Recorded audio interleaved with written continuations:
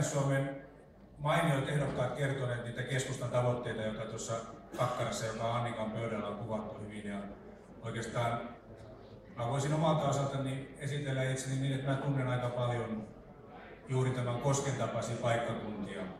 Piirin puheenjohtajana, maakuntavaltuuston puheenjohtajana, niin pienet lukiot ja maaseudun energia-asiat on mulle paitsi vaaliteema, niin ne on asioita, joita mä oon vienyt eteenpäin. Suomessa on Sitra tehnyt kestävän talouden ohjelmaa ja minulla oli mahdollisuus olla Sixten Korkmanin ja muiden energia-asiantuntijoiden laatimassa. Se on sitten se ohjelma, ketä meistä onnistuu sinne eduskuntaan pääsemään, niin suositellaan uusille kansanedustajille tai sinne palaaville, että mennä opettelemaan sitä. Viime viikolla olin Brysselissä 2 päivää ja siellä nämä TTIPit ja EU:n uuden maatalousasetuksen toimeenpanosäädökset tuli esillä, joten luulen tietäväni, miten siellä käytävillä vaikutetaan. Ja silloin yllättäen tuleekin tärkeäksi se, että Soininvaara Osmo lähti pois, mutta hei Osmo, tuu tänne. Nyt mä haluan selittää sulle, kuinka Mynämäessä se kasvihuone toimii oikeasti kestävämmällä hiilijalanjäljellä kuin espanjalainen tuotu tomaatti. Ja kun henkilö kuulee sen, niin silloin vaikutetaan muihin puolueisiin. Keskustan ääni on saatava kuulumaan myös käytävissä ja hallitusneuvotteluissa. Ja mä luulen nyt 55-vuotiaani olevani valmis tähän tehtävään. Sitten mä ottaisin sellaisen asian, kun täällä puhuttiin maaseudun energiasta, niin tämä menee nyt sinne tanssin puolelle ja nyt saa vähän lisää aikaa. Eli ei vielä pyöritetä lantiota, mutta pyöritetään sitä sähkömittaria.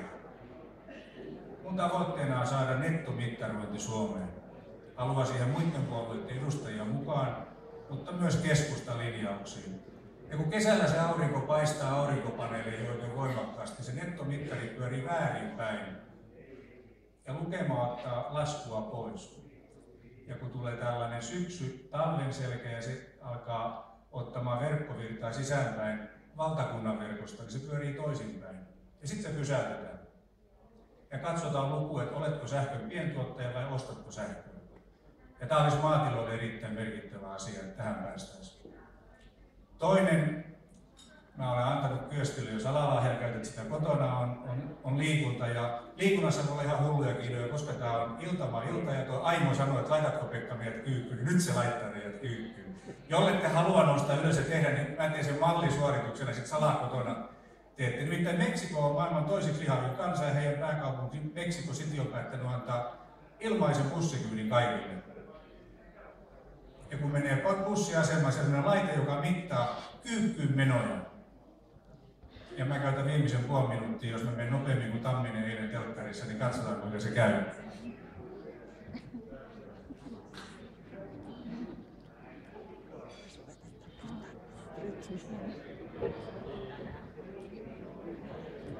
Ja sitten otetaan lippu ja mennään bussiin.